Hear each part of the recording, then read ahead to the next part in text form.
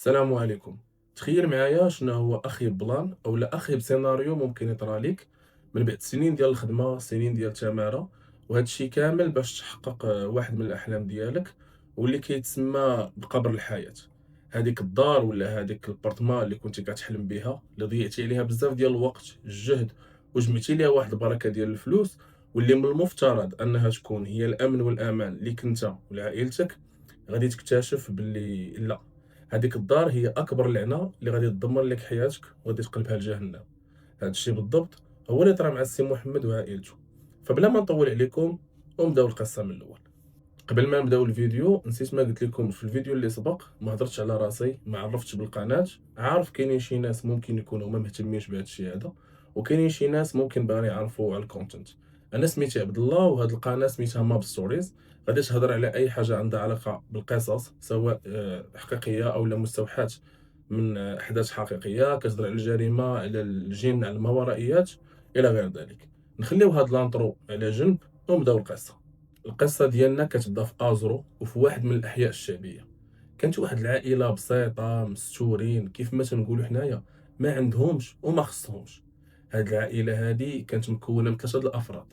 الاب واللي كان سميتو السي محمد وكان خدام في واحد الاداره على قد الحال. الام واللي كانت سميتها لاله فاطمه كانت ربة بيت، يعني كانت مقابله دارها، مقابله راجلها وبنتها. هاد بنتهم هي الحاجه الوحيده اللي خرجوا بها في هاد الدنيا، وكان سميتها سلمى. هاد العائله كانت حياتهم روتينيه وبسيطه لاقصى درجه. داكشي اللي كيديروه اليوم كيعاودوه غدا، كيعاودوه السيمانه الجايه، كيعاودوه الشهر الجاي. هو نفسه كوبي بيست كيتعاود العام الجاي. ولكن كانت فيهم واحد الميزه زوينه، هو ما كانش عندهم الصداع والمشاكل، ما عدا دوك النقاشات البساط اللي كاينين في كاع العائلات في العالم، ماشي غير في المغرب. سي محمد كان تيفيق، كان تيمشي للخدمه ديالو. لاله فاطمه حتى هي كتنوض، كتقابل دارها، كتنقيها، كتوجد الغدا لراجلها وبنتها، وكتسناهم يرجعوا بالعشيه. سلمى كانت كتقرا وكان عندها داك العام البكالوريا. فاش تنقولوا الباك تنقولوا عام ديال الحفاظه، السهير، السوايع، ستريس اللي ما كيساليش، وبزاف ديال الاسئله اللي عندهم علاقه بالمستقبل. مثلا شنو خاصني ندير من ورا الباك؟ الا دفعت لشي مدرسه وما قبلونيش، شنو هو البديل؟ واش خاصني ندير داكشي اللي انا تيعجبني ولا اللي كاين في المارشي باش على الاقل نلقى شي خدمه في اقرب وقت؟ هاد الاسئله كاملين كان خاص سلمى تلقى الجواب ليهم بوحدها. اولا حيت امها ما قارياش، دونك هنايا ما عندهاش كيفاش غادي تعاونها. وباها ماشي داك الانسان اللي مستهتر ولا ما مسوقش، ولكن الانسان اللي مع عنده قوه المطارق والمشاكل. فكان عنده جواب واحد فوق ما كتحل مع هذا الموضوع، تيقول لي اسمعي بنتي، ديري داك الشيء اللي انت كيعجبك باش تعطي فيه من دابا للقدام. راه ماشي الا شفنا شي واحد في العائله ولا شي واحد صاحبنا دار شي حاجه وربي يسر ليه، خاصنا نوضو كاملين ونديرو بحالو. لا، ديما قلبي على ديك الحاجه اللي انت كتبغي باش تكون عندك القدره والرغبه باش تكملي فيها. كيف ما قلنا كان هذا هو الجواب ديال السي محمد. هاد العائله هادي كانت بسيطه، وكانوا ساكنين في واحد البارتما صغيره. لكن السي محمد كان ديما عنده واحد الرغبه وواحد الهدف، انه واحد النهار تكون عنده واحد الدار ديالو ملكه، باش على الاقل يرتاح حتى من داك الكرا اللي كيدي ليه النص د الصالير. هادشي الا ما كانش كتر. السي محمد كان تيتقاتل، كان تينوض ويطيح، كان تيحرم راسو من بزاف د الحوايج باش يجمع الفلوس. كان كيدير دارت مره مع العائله، مره مع صحابه، كان كيجمع الدرهم على خوه باش في الاخر واحد النهار يكون قادر انه يحقق هذا الحلم ديالو. واحد النهار سي محمد مع خرج من الخدمه غادي يمشي للقهوه، وهو اصلا مولف قبل ما يمشي للدار كيمشي للقهوه، كيتلاقى مع صحابه، تيجلس معاهم واحد الساعه ولا واحد الساعتين باش كيهرس داك الروتين ديال النهار. وهو جالس تليفونه غادي يصوني، غادي يضرب فيه، غادي يلقى النمره ديال واحد صاحبه سمسار. الو السلام عليكم، كي درتي، لاباس، اش كتعاود؟ السمسار غادي يجاوبو، غادي يقول ليه الو السلام عليكم سي محمد، عفاك اخويا، شوف بلا ما نطول عليك، راه داك الشيء اللي كنتي موصيني عليه راني لقيته ليك. راه طاحت بين يدي واحد الابارتما همزه من داك الشيء رفيع، والفلوس على قد اللي عندك. عفاك غير اجي نشوفها في اقرب وقت، حيت راه الناس دايرين عليها الصف. سي محمد عارف هاد صاحبو السمسار راه ناضي، حيت كذا مره كيجيب له ديور مزيانين، غير هما تيختلفوا، سوا شي خطرات على الموقع ديال الدار، وشي خطرات ما كيتفاهموش مع مول الدار على الفلوس. المهم سي محمد غادي يقول ليه خير خير اصاحبي، هاد البارتما فين جات؟ السمسار غادي يبقى كيزوق ليه في الهضره بحالو بحال كاع السماسريه. اشوف اخويا السي محمد، البورتمان راه الموقع ديالها واعر، وهي راها فنه، زيد عليها راها قريبه لك للخدمه، وقريبه لبنتك البلاصه اللي كدير فيها السوايع، قريب لكم المارشي، الحمام، الجامع، الجرده، اي حاجه بغيتيها راها قريبه ليك تما. والثمن انا نضمن لك من دابا مستحيل تلقى شي دار بهذا الميتراج بهاد الفلوس هادو ولا بهاد الثمن هذا. زيد عليها راه مول الدار مزروب وباغي غير فوقاش يبيع، يعني غير اجي ولا عجباتك الدار غنحاولوا نزيدوا نتفاهموا معاه ويزيد ينقص لنا من هذا الشيء كامل. عطاه العنوان، قال له ها فين جات وصافي، الله يعاون الله يسلم. السي محمد بقى جالس وتحمس للفكره، حيت حتى هو هذا الشيء اللي كان باغي. كان ديما تيقلب على هذيك الدار الهوته اللي فيها داك الشيء اللي بغى، المواصفات اللي هو تيقلب عليهم، وفي نفس الوقت على قد فلوسه. مشى للدار تعشى، هذيك الليله ما نعش مزيان حيت بقى ديما تيفكر في ديك الهمزه وكيفاش الدار غادي تكون وكيتخيلها كيفاش دايره. لا غدا ليه في الفطور غادي يجلس مع عائلته، غادي يقول لهم شوفوا راه السمسار الفلان فلاني شنو قال لي شنو قال لي شنو قال لي، نتوما شنو بان ليكم؟ بطبيعه الحال لاله فاطمه ولا بنتها سلمى عجبهم الحال، حيت حتى هما كانوا باغيين غير فوقاش يخرجوا من الكرا، وتا هما تكون عندهم دارهم، تا هما عياو من الرحيل. هز الرحيل من هاد الدار سير لهاد الدار، خرج دخل، عياو تا هما بغاو شي مره تكون عندهم دارهم ملك. فهنايا اتفقوا باش لا غدا ليه في الصباح يمشيو يشوفوا الدار. السي محمد صافي خرج غادي للخدمه، غادي يصونع السمسار، غادي يقول ليه شوف غدا ان شاء الله في الصباح راه غادي نجي انا والمدام والبنت باش نشوفوا الدار. صافي صافي، وانا بنا عليه السلام. مشاو للعنوان، شافوا العماره، ما كانتش شي حاجه دولوكس ولا زعما شي عماره اللي له مبنيه، العماره كانت قديمه ولكن كانت نقيه. مثلا الدروج واسعين، الريحه كانت زوينه، الدروج كانوا نقيين، وهما طالعين العماره حيت كانت في الايطاج الثالث. السمسار غادي يسبقهم واحد شويه باش يحل لهم الباب، وغادي يقول لهم هو فرحان غير وجدوا لي راسكم، انا متاكد مليون في الميه الدار ديالكم وغادي تعجبكم. هاد الهمزه وراه انا اللي جايبها، ولا لا فاطمه، ولا لا فاطمه والسي محمد رخيص علينا. بداو تيضحكوا شي شويه، الناس هما هابطين، ها اللي غادي يخدم، ها اللي غادي يدي ولادو للمدرسه، ها اللي غادي يقرا. كاين اللي تيقول لهم صباح الخير، كاين اللي يقول لهم السلام عليكم، كاين اللي اصلا ما مسوقش ليهم بحال هو ما كاينينش. ولكن هاد الناس كاملين هما نازلين كيبقاو كيشوفوا فيهم واحد الشوفات اللي شويه غراب، بحال تيقولوا مع راسهم واش هادو من نيتهم باغيين يسكنوا في هاد الدار؟ واش هادو على قلة الديور؟ واش بنادم كيجي ويرمي راسو في التهلكة غير هكاك؟ لا حول ولا قوة إلا بالله. ما عليناش، من بعد وغادي نعرفوا علاش. دخلوا هما للدار، ضرباتهم واحد الريحة الغمولية ديال سنين، حيت الدار راه ما كانت مسدودة نهار ولا يومين، راه سنين وهي مسدودة. فمن غير الريحة الغمولية كلشي كان مزيان. دابا غادي نوصف لكم الدار كيفاش دايره. الدار كانت عاديه، كان فيها جوج بيوت، صالون، حمام وكوزينه، وكان فيها واحد الكولوار، وفي الاخر د الكولوار كاينه واحد البيت. المهم هما دخلوا كيتفرجوا في الدار، الدار عجباتهم، كانت واسعه مشمشه، البيوت فيها كبار. وهما غاديين غادي يوصلوا لديك البيت اللي كاينه في الكولوار. صراحه حتى واحد فيهم ما ارتاح ليها. سي محمد دخل لديك البيت، البيت كانت مخنوقه مضيقه مظلامه، شرجم ما فيهاش. دخلو بدا كيشوف فيها ويقصد واحد الحيط، بدا كيدقق فيه بحال هكا، بان ليه هذاك الحيط بحال كان فيه شي شرجم وسدوه بلياجور. هنايا سي محمد غادي يسول السمسار سؤال جاه في راسو وصافي، يعني ماشي شي سؤال مهم وغير فضول، كما قلنا جاه في راسو هو يسولو. قال له واش هذا الحيط هذا كان فيه شي شرجم؟ السمسار راه ما عرف حتى شي حاجه، ولكن ما يقدرش يقول ما كنعرفش، ضروري خاصو يفتي. قال له واقيلا السيد اللي كان ساكن قبل منك كان عنده شي مشكل مع الجيران، ولا واقيلا وتصدى ديال الدراري الصغار. قلت انت السي محمد صاحبي، ودابا انت مخلي لي الدار كامله وجالس كتناقشني في حيط شرجم صاحبي؟ وانت شوف لي الدار، وانت شوف لي الدار صاحبي، راه من غدا نعيطوا لاي معلم يطيح بابا هذا الحيط هذا ويدير لك فيه اللي بغيتي. تشوف لي الهمزه اللي جايب ليك اصاحبي، انت جالس كتناقشني في حيط شرجم حيط شرجم؟ هادشي راه حلو ساهل اصاحبي، ماشي شي حاجه. الجواب كيف ما قلت لكم كان مقنع بالنسبه لمحمد، حيت اصلا السؤال اللي باش يسولو كان مساله فضول لا اقل ولا اكثر. هنايا سلمى كتعاود انها ملي كتدخل لهذيك البيت قلبها كيتقبض عليها، ما كتعرفش علاش، ولكن عندها واحد الاحساس خايب، هو ماشي خوف ولكن ما مرتاحاش. زيد عليها البيت كانت ضيقة مخنوقة ومحشية في داك القنت في الدار، فمن الآخر ما ارتحتش. لاله فاطمة والسي محمد وقفوا كيتشاوروا، الدار عجباتهم، الموقع داكشي اللي بغاو، زيد عليها الثمن اللي كان تيزعم. الحاجة الوحيدة اللي كانت شوية ما عجباهمش هي أن البرطمة كانت في التروازيام ايطاج وما كانش سانسور في العمارة، وفي نفس الوقت هذا ما كانش داك المشكل اللي غادي يخليهم يسمحوا في البيع والشرية، وكيف ما قلنا أن الثمن كان تيزعموا بزاف. المهم من بعد ما بقاو كيتشاوروا قرروا، قالوا صافي غادي نتوكلوا على الله وغادي نشريو الدار. خرجوا صوناو على مول الدار واللي كان واحد من الورثه وكان عنده شي تفويض ولا توكيل من خوتو باش يبيع بالنيابه عليهم. مشاو وداروا دوك الاجراءات البيع والشراء، كلشي كان مزيان، كلشي كان قانوني.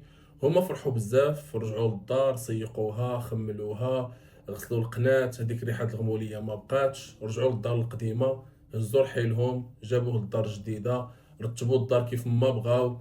كلشي كان مزيان، داز النهار الاول مزيان، الفرحه كانت مغطيه على كلشي. داز النهار الاول، داز النهار الثاني، السيمانه الاولى، كلشي كان يلاه سلامات ولله الحمد. لكن من مور السيمانه الاولى سلمى بدات كتلاحظ شي حوايج اللي غراب شي شويه واللي ماشي هما هادوك.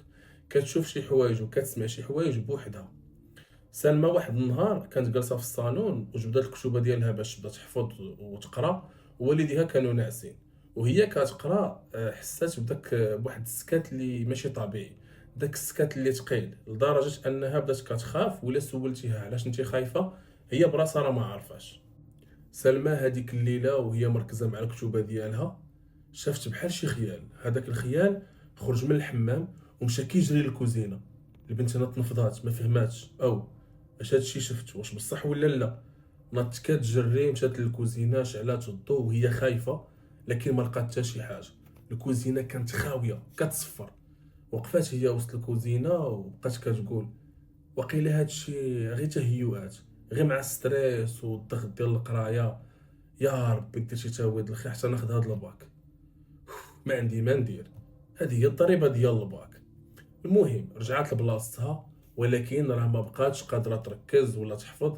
صافي وقالت انا غادي نجمع كتوباتي وترغدا ونكمل. وهي كتجمع الكتوبه ديالها غادي تسمع واحد الصوت في ودنيها ديال واحد المراه كبيره كتغوت. هذاك الصوت كان بحال الا مخنوق، بحال الا شي واحد تيغوت ولكن سادين له فمو. هذاك الصوت كان بعيد وفي نفس الوقت ما واضحش، وهي اصلا ما عارفاش واش هاد الشيء بصح ولا دماغها ولا كيخيل ليها شي حوايج ما كاينينش. خصوصا من مور هادشي اللي شاف، داك الخيال اللي خارج من الحمام وغادي كيجري للكوزينه. زيد عليها فاش بغات توقف وتسمع اولا تقلب على مصدر الصوت، شكات ان هاد الصوت هذا جاي من ديك البيت الصغيره اللي قلنا ما فيها لا شرجم لا حتى شي حاجه. ما عليناش. سلمى هذيك الليله بقات مخلوعه الليل كامل، ما قدراتش تنعس، بقات فايقه حتى طلع الفجر وهي تسمع امها كتفيق في باها باش يمشي للخدمه. ناضت حتى هي دخلت مع امها الكوزينه كتوجد هي وياها الفطور. لكن سلمى هنايا بقات متردده، واش نعاود ليها داك الشيء اللي شفت وداك الشيء اللي سمعت ولا بلاش. هنايا سلمى كانت خايفه ان امها تقول لها راك يا بنتي غير كتخربقي، وفي الاخير قالت صافي غادي نسكت. ولكن داك الشيء اللي وقع معاها هذيك الليله بدا كيتعاود معاها 3 ايام متابعه. نفس الخيالات تيخرجوا من الحمام كيجريو للكوزينه، ونفس الصوت ديال ديك المراه اللي صوتها قلنا مخنوق وديك الغوته اللي مخنوقه كتسمعها مور 12 ديال الليل. سلمى ما بقاتش قادره تصبر وقالت هذا لا، لا يكلف الله نفسا الا وسعها. مشات هضرات مع امها قالت لها شوفي انا ها شنو تنشوف ها شنو تنسمع، انا راه ما بقيتش قادره. وهنايا خاصنا نفهموا اول حاجه الشخصيه ديال لاله فاطمه. لاله فاطمه ما كانتش من دوك الامهات اللي مصاحبين مع بناتهم، لا لا لا، هي بنتها كانت عزيزه عليها وهي اللي عندها، وبطبيعه الحال ما غاديش تبغي شي حاجه تاذيها، غير هي ما كانش عندها مع هادشي ديال التربيه الحديثه وداكشي. المهم بقات كتسمع ليها وهي تقول ليها ها بنتي سمعي، هادشي غير تهيؤات ديال القرايه والضغط، سمي الله في قلبك وحيدي هاد الوسواس من راسك، وبغيتك تركزي ليا في داك الباك وتجيبيه ليا بشي نقطه معتبره، وان شاء الله تدخلي مدرسه المهندسين. ياكي هادشي اللي انت باغا. النصيحه اللي غادي نقول لك بنتي صلاتك، صلاتك ما خاصهاش تخطاك. سلمى ملي سمعت هاد الهضره هادي اقتنعت، او لا قنعات راسها باللي يمكن راه السبب ديال هذا الشيء هذا كامل غير ستريس والعيا ديال الحفاضه، خصوصا انها هي كتفرسي على راسها واحد شويه. سلمى في هذيك الفتره كان عندها واحد العاده، هذيك العاده هي عزيز عليها توقف قدام المرايات. اي مرايه كاينه غتوقف قدامها، سواء ديال الماريو، سواء ديال الحمام، ديال الفيترين اللي في الصالون، اللي في الكوزينه، المرايه اللي في الدروج. كتبقى واقفه، مرات تصاوب في شعرها، مرات تصاوب في المكياج ديالها، وإلا ما لقات ما يدار تبقى واقفه هي كتحنزط في الملامح ديالها. داز 3 ايام، ديك 3 ايام من مور اخر حاجه وقعت ليها كانت عاديه، ما طرا فيها حتى شي حاجه. سلمى هي اللي بدات كترتاح وقالت واقيلا امي عندها الحق، هذا غير ستاج ديال القرايه والعيا ديال الحفاضه وداك الشيء. ولكن في الليله الرابعه سلمى كانت في بيتها يلاه كتبغي تنعس، كتسمع واحد الصوت ديال واحد الضحكه ديال شي بنت صغيره حداها، والصوت كان رقيق لدرجه انه راه تيخلع. هنايا سلمى كتنوض عاوتاني كتقفز من بلاصتها، كتحاول تقلب على مصدر الصوت، الصوت تيغبر بحال ما كاينش، بحال كانت هي كتحلم ولا كتكذب. كتعاود ترجع تنعس، كتعاود تسمع ديك الضحكه ديال البنت الصغيره، كتفيق تعاود تقلب على المصدر، ما كاينش، الصوت تيغبر. كتعاود تنعس، نفس الشيء، كتعاود تسمع الصوت. بقات هكاك الليل كامل، تبغي تنعس تسمع الصوت، تفيق الصوت يغبر. هاد الحاله هادي بقات معاها لمده ديال سيمانه. من بعد ديك السيمانه سلمى ما بقاتش كتشوف غير الخيال دغيا كيدوز، ولات كتشوف دابا خيال واضح كيدخل ديك البيت الصغيره اللي قلنا مره اخرى ما فيها لا شرجم لا حتى شي حاجه. ولكن ملي كتمشي تشوف ما كتلقى حتى شي حاجه. قلبها هنايا كان تيقول ليها ان داك الشيء اللي كتشوف راه ماشي تهيؤات ولا خيالات، راه داك الشيء بصح. ولكن ما عندها حتى شي دليل. كيفاش غادي تقنع شي واحد بلي انا كنشوف خيال ولا كنسمع اصوات، حيت اللي شاف ماشي هو اللي سمع. وهي اصلا براسها ما كتامنش بهذا الشيء ديال الجن والشياطين، وبالنسبه ليها هي غير اساطير الاولين. ولات كتخاف من السكات، وخاصها ضروري تخلي يا اما الراديو ولا التلفازه خدامين. هاد الشيء كيبرزتها في القرايه ديالها، ولكن راه اللهم صداع التلفازه والراديو ولا هاد الخلعه هادي اللي كتزاد نهار على نهار. كل ليله من مور 12 ديال الليل كتبدا عندها المعاناه. يا اما كتسمع ديك الصوت ديال ديك الضحكه اللي كتخلع ديال البنت الصغيره، او لا الغوته ديال ديك المراه اللي قلنا مخنوق. ودابا كيتزاد عليها صوت اخر، صوت ديال واحد الراجل كبير، صوت تيكون غليظ وكيخلع. وولات كتحلم بحال شي واحد كيلعب ليها في شعرها وهي ناعسه. ما عرفاتش واش هاد الشيء غتعاودو لامها عاوتاني ولا غادي تجاوبها بنفس الجواب. هاد الشيء كله كما تيقولوا المصريين كوم. ونهار سي محمد قرر يحل داك الشرجم في ديك البيت، كان كوم واحد اخر. سي محمد مشى عند مرته وقال ليها شوفي يا لاله، هذيك البيت حنا واقيلا راه ضايعين فيها، راه خاصنا نحلو داك الشرجم باش الدار تهوى اول حاجه، وغادي نصلحوا ديك البيت ونصبغوها ونقادوها، وان شاء الله راه غادي تقدر تنفعنا. على الاقل الا جا عندنا شي ضيف يلقى فين يبات. وفعلا جاب المعلم، هرس الحيط، رجع الشرجم كيف ما كان. ومن داك النهار الرعب غادي يتزاد. داك الشيء اللي كان غير خيالات واصوات خفيفه دابا لا، دابا ولا رعب، ورعب حقيقي. الخيال اللي كانت كتشوفو في ثانيه وكيغبر، ولات كتشوفو دابا قدامها وتيبقى واقف في الكولوار كيشوف فيها واحد الفتره عاد تيمشي. والاصوات اللي كانت كتسمعهم في كل بلاصه في الدار وفي كل وقيته، حيت قبل كان هاد الشيء هذا كيبدا عندها حتى لمور 12 د الليل. لكن من مور ما باها حل داك البيت وحل داك الشرجم تما وصلحو، ولات كتسمع وتشوف الخيالات على طول النهار. وما بقاش غير كتحس بلي شي واحد تيلعب ليها في شعرها، ولات دابا كتحس بحال شي واحد تيعذبها وهي ناعسه، مثلا كيقرصها كيحرقها. سلمى ما بقاتش قادره تنعس بوحدها، ووالديها لاحظوا هذا الشيء عليها. وجهها صفار، تحت عينيها ولا كحل، صحتها غدا وكتكفاس. لاله فاطمه جبداتها بالهضره، وهنا سلمى وهي تفرقع عليها بالبكا. كانت على سبه خاص غير اللي يجبدها. عاودت ليها كل شيء وبالتفاصيل. امها تصدمات ولكن ما بغاتش تبين ليها، وبقات شاده في هضرتها. قالت لها بنتي راني قلت لك هاد الشيء كامل سببه الستريس والعيا ديال القرايه وديال الباك. لكن هاد المره سلمى ما اقتنعتش، حيت اللي شاف راه ماشي هو اللي سمع. لاله فاطمه بقات فيها بنتها. صافي خرجوا ديك العشيه باش يبدلوا الجو. حسات براسها احسن، خصوصا ملي كتكون برا ديال الدار كيكون كلشي عادي. لكن لا غدا ليه سلمى جاها العطش، ناضت باش تشرب، دخلت للكوزينه وهما عندهم وسط الكوزينه واحد الفيترينا ديال الماعن. الا وقفتي قدام ديك الفيترينا تقدر تشوف الملامح ديالك فيها. سلمى وهي كتشرب شافت نفس الخيال وقف من موراها. سلمى قفزات وبدات كتغوت ربي اللي خلقها حتى طاحت سخفانه. والديها خرجوا كيجريو على الغوات ديالها، لقاوها طايحه على وجهها وبداو كيفيقوا فيها. امها تخلعات، ما عارفاش شنو تيوقع مع بنتها، ما عارفاش شنو دير ليها.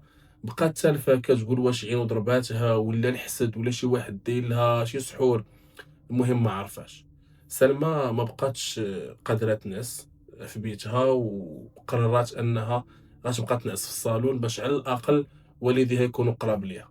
ولكن حتى في الصالون ولات كتحس بحال شي واحد جالس معاها، كتحس بواحد النفس سخون من موراها بحال إلا كتكون ناعس وشي واحد ناعس من موراك، كتحس بالنفس السخون ديالو. كتحس بحال شي واحد كيوشوش ليها في ودنيها ملي كتكون كتحفظ. الحالة الصحية ديالها غدا وكترجع للور، ضعفت بزاف، الكحولة تحت عينيها غدا وكتزيد. والديها كانوا معذورين، كانوا تالفين حتى هما، مرة يقولوا واقيلا الباك، مرة يقولوا راها مريضة، وهما عارفين أن بنتهم بصح كتفرسي على راسها بزاف هاد الأيامات.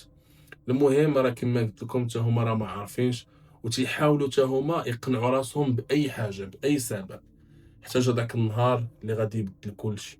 سلمى فاقت من النعاس كتغوت مرة أخرى، كتغوت ربي اللي خلقها. حسات بحال شي واحد شاد ليها في يديها بجوج وجالس كيقرصها وتيحرقها وتيعذب فيها.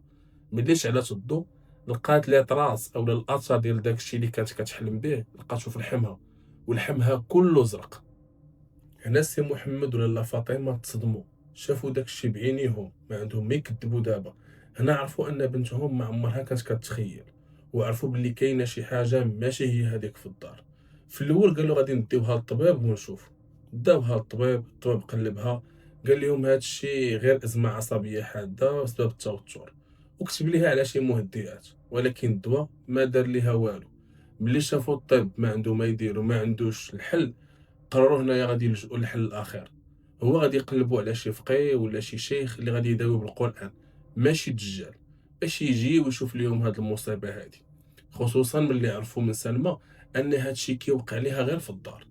سولوا وجابوا ليهم النمره ديال واحد معروف، ديال واحد الفقيه اللي كان معروف. جا عندهم الدار، يلاه دخل مع الباب وهو كيدور في عينيه وكيشوف في الحيوطه والقنات بحال الا كيقلب على شي حاجه بالضبط. ملي وصل لديك البيت الثالثه وقف وسط منها وجمد في بلاصتو. الملامح ديالو تبدلات، ماشي خوف ولكن بحال الا فهم كاينه شي حاجه. الفقيه سول السي محمد وقال ليه هاد الشرجم هذا جديد ياك؟ السي محمد بدا كيشوف فيه ويقول ليه كان مسدود، كيفاش عرفتي؟ قال ليه وراه باين، راه باين اصاحبي، باين راه مازال جديد. شحال وانتم هنا في الدار؟ قال له السي محمد مازال ما كملناش حتى 5 شهور، علاش كتسول؟ الفقيه سكت واحد شويه ويقول ليه بواحد الصوت ثقيل، شنو كتعرف على السيد اللي كان ساكن هنا قبل منكم؟ السي محمد قال ليه صراحه ما كنعرف عليهم والو، انا مول الدار مات والورثه باعوا ليا. الفقيه قال ليه هاد البورت السي محمد فيها شي سر وخاصنا نعرفوه. هو غير سمع هاد الهضره ديال السر وخاصنا نعرفوه، مشى كيجري جبد تليفونو صنع على السمسار صاحبو. الو السلام عليكم خويا، الله يرحم بها الوالدين، السيد اللي بعنا البارتما انا باغي نعرف شنو خدمته اش كان تيدير. وعاود ليه كلشي، بنته مسكينه اش كتعاني، ديك الزروق اللي عندها في اللحم، وعاود ليه حتى داكشي اللي قال ليه الفقيه. السمسار هنايا بدا كيحلف ليه بلي ما عرف والو، واول مره ما غاديش يفتح بصح ما عرف والو. قال له والله اخويا انا ما عرف شي حاجه، انا راه غير داك السيد مول الدار جا عندي قال لي راه عندنا واحد الدار ورثتها من با وبغينا نبيعوها. انا هادشي اللي عارف، والله اخويا ما خبيت عليك شي حاجه. هاد الهضره هادي ما عجباش السي محمد، وحس براسو بحال تقولب من الاخر. من بعد خرج للعماره بدا كيسول، نزل الحومه بدا تيسول حتى حد ما جاوب. واحد شويه ويلقى واحد الراجل كبير جالس، مشى عنده السلام عليكم سيدي لاباس كي درتي؟ عافاك انا راني ساكن في ديك البارتمان الفلانيه، راه عندي شي مشاكل، عافاك باعتبار انك نتايا واحد من السكان القدام، بغيتك تقول لي السيدي كان ساكن تما اش كان تيدير، شنو كانت خدمته. انا راه عندي شي مشاكل ربي اللي عالم بهم في ديك الدار، راه بنتي ممكن غدا ولا بعدو تولي حمقى. الراجل الكبير تنهد وبدا تيشوف فيه ويقول ليه شتا ولدي دابا راك رجعتيني واحد 15 حتى ل 20 عام اللور. السيدة ولدي اللي كان هنايا قبل باش بلا ما نكذب عليك كان سحار، الناس كانت كتخاف منه، كانت كتخاف تدخل عنده، وحتى اللي دخل مسكين راه غادي وربي اللي عالم به، شي طالع شي نازل، عيالات رجال كبار صغار، وكان ديما صاد داك الشجرة اللي عندكم في ديك البيت وما كيبغيش الضو يدخل عليها. سي محمد قال لي حبس حبس الشريف، انت كيفاش عرفتي انا عندي بيت وما فيهاش الشرجم وانا ما قلتلكش عليها؟ الراجل بدا كيشوف فيه هو ينزل راسو للارض بحال استحيا منه ولا حشم. هو يقول ليه ولدي يا ولدي الله يسمح لي انا راني كنت خدام عنده وكنت نتسخر ليه. سي محمد بدا كيسولو شي اسئله اخرين، الاخر تيجاوب. رجع السي محمد للدار وجهو تا هو صفر، وتيدعي الله باش هاد الليله تخرج بخير وعلى خير. الفقي كان جالس في الصالون، سلمى حداه مسكينه مطحطحه ما قاداش تحرك، ولاله فاطمه مقابله داك الباب. دخل عندهم السي محمد وهو يعاود ليهم كلشي باللي مول الدار كان سحار وكان تيخدم بالسحر الاسود وكان تيحضر الجن وتيبقاو معاه. والمشكل هو داك الجن اللي كان تيحضر ما صرفهمش قبل ما يموت. هنا الفقيه بدا كيسمع ليه مزيان وهو يجاوب. قال له السي محمد دابا انا واخا نبغي نعاونك، هادو اللي ساكنين في الدار راهم مجهدين عليا وما غاديش نقدر نصرفهم، ولكن هاد الشيء ما كيمنعش نديرو محاولة. وزاد قال ليه باللي انا اللي عليا غادي نديرو، غادي ندير الرقية الشرعية لسلمى والدار كاملة، وغادي نقرا على الماء ونرشو في القناة ديال الدار. ولكن هاد الحل هذا ما غاديش يضمن لك ان الدار تولي خاوية، ولكن ان شاء الله سلمى غادي تولي بخير. نسيت ما قلت لكمش باللي في هاد الفترة هادي راه كانوا كيصونيو على السيد اللي باع ليهم الدار، ولكن ديك النمرة ما خداماش، التليفون ديما طافي. السي محمد شاف مرتو وشاف بنتو اللي ما بقى عندها صحة، ومراتو نفس الشي قاتلهم الهم، وهو ياخد قرار واحد لا رجعة فيه، وهو باللي بنتو أهم ليه من الدار، وما باقيش غادي يزيدوا ليلة وحدة هنايا. هذاك النهار بداو كيجمعوا حوايجهم، خرجوا مشاو باتوا عند واحد العائلة، ومن تما بدات مرحلة البيع. هنايا باش ما ننساش ان الفقي كان دار الرقيه الشرعيه لسلمى، والحمد لله كلشي كان مزيان. عطاها واحد الروتين اللي غادي تمشي عليه، بحال واحد اللي ورد القران وقرا ليها على الماء ولا تبقى تشرب وتبقى تدوش به. المهم واحد الروتين خاص بها لمده 2 السيمانات. السي محمد باع الدار ولكن بنص الثمن. قال اللهم نخسر الفلوس ولا نخرج على بنتي وعقلها. ومن نهار خرجوا من ديك البرطمه، سلمى كتعاود قالت انا غير خرجت من الباب ديال العماره حسيت بحال شي جبل كنت هازه وراب. ومن داك النهار ما بقيتش كنشوف دوك الخيالات ولا كنسمع دوك الضحكات في الواقع. دازت السنين، سلمى خدات الباك، دخلات لنظرة المهندسين، تخرجات، خدمات، تزوجات، ودابا راه عندها وليدات. والديها لاله فاطمه والسي محمد توفاهم الله الله يرحمهم، ولكن البارتما ديال السحار بقات ساكنه ليها في الدماغ، بحال شي فيلم قديم ومره مره كتعاود ترجع ليه فلاش باك، كتحلم بداكشي اللي كان طرا فيها.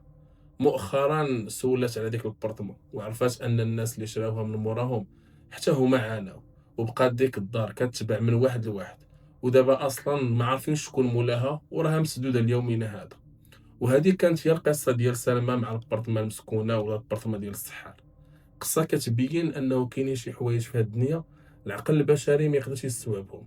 وانا بدوري بغيت نقول لكم شكرا بزاف لاي واحد وصل لهاد الدقيقه في الفيديو، ونتمنى تكون القصه عجباتكم، وما تنساوش تخليو لينا الاراء ديالكم وتشجعونا بديك لايك وكومونتير. والسلام عليكم ونشوفكم في قصه جديده.